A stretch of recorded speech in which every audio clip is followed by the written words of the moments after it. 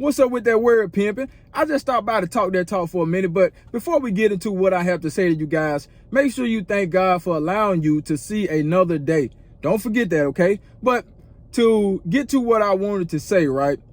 Today, you know, we kind of live in a microwave society, and if you don't know what that is, that's just like people want things fast. They want it fast. They want it right now. Everything has to be right now. Nobody wants to wait, which I understand because we are not getting any younger, and you know the days are going by even faster than ever. Seemed like it to me. But my quote or thought, whatever you want to call it for today, is that you don't plant and harvest in the same season. Okay, I'm going to repeat that.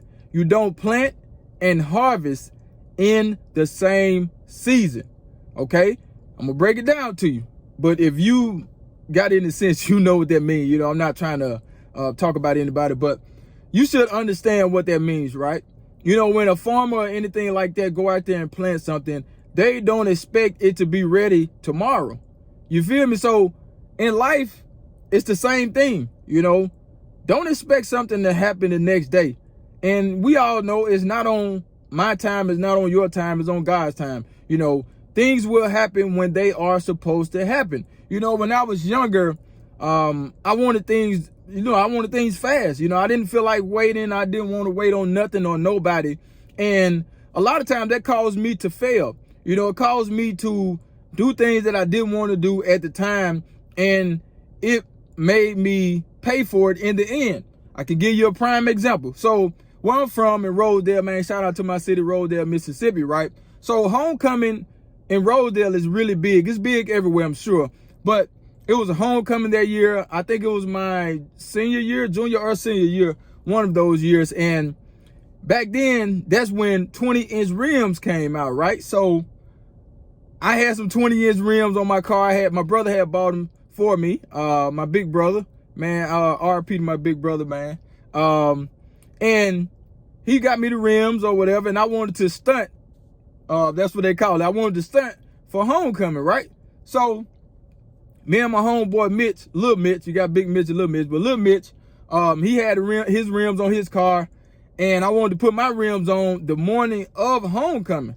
So we went down to the car wash probably like 4 or 5 in the morning and trying to put the rims on. And if you know anything about spokes, you have a tool that's round and it go around the rim. I mean, on the rotor thing, whatever. I don't want to explain the car stuff, but you have to kind of hit it to tighten it up. You know, you don't have no lug nuts to tighten it up. You have like a tool, you put it on there, and you hit it with a rubber mallet to tighten it up.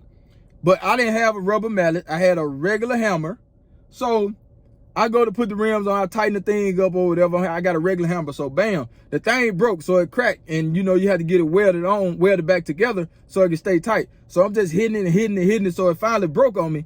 But I'm thinking it's tight enough. So I'm like, man, I'm about to ride out, man. You know what I'm saying? I got my rims on. But little did I know, it was not tight enough.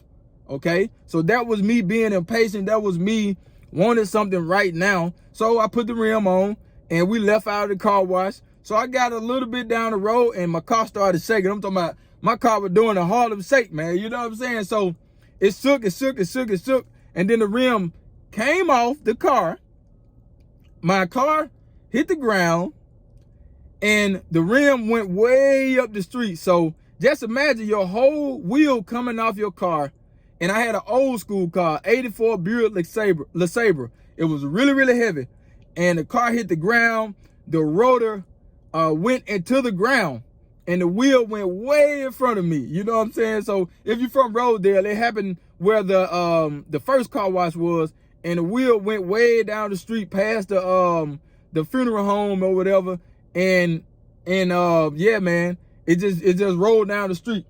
And so we had to jack the car right there in the middle of the road at 4 or 5 in the morning and put on a dummy just to get my car out of the road. So I know that's a long story, but man, that's what happened when I was impatient. You know, I planted my seed and I wanted I wanted to harvest that same day. You know, so I was impatient, and you know, and I don't want you guys to be that way. You know, I really was like that. And over the years, I have grown, I have learned, I have been through things. And, you know, my mama used to always tell me, like, Darren, You don't want to do this or you don't want to do that. Don't be hard-headed, Daryl. That's my mama always say. Don't be hard-headed. But, you know, when you're young, you are hard-headed and things like that happen, you know. So this is for the youngsters, man. Don't be impatient. Have some patience. Develop patience. It's going to take some time. And don't expect your harvest to happen the next day, okay? It's delayed gratification. And that's what I believe in, man. Things might not go the way you want them to go today, but they will go the way you want them to go, you know, the next day or the next week or the next year. You know, you never know when it's going to happen. You know, you just have to keep putting in the work, keep believing in God or, you know, whoever you believe in, and everything will happen for you. You know, some things happen in life that are supposed to happen, they're bad. And then, you know, there is light at the end of the tunnel. But I just wanted to stop by and tell you guys that, man, you don't plant and harvest in the same season. It's just simple as that. I know I said that a bunch of times, and I know I was running on and on about that little story, but I just tried to break it down so you guys can understand it. But I appreciate you guys, man. Love those that love you. You already know that. Subscribe to the channel. Like the video, share the video, and I'm out of here, man.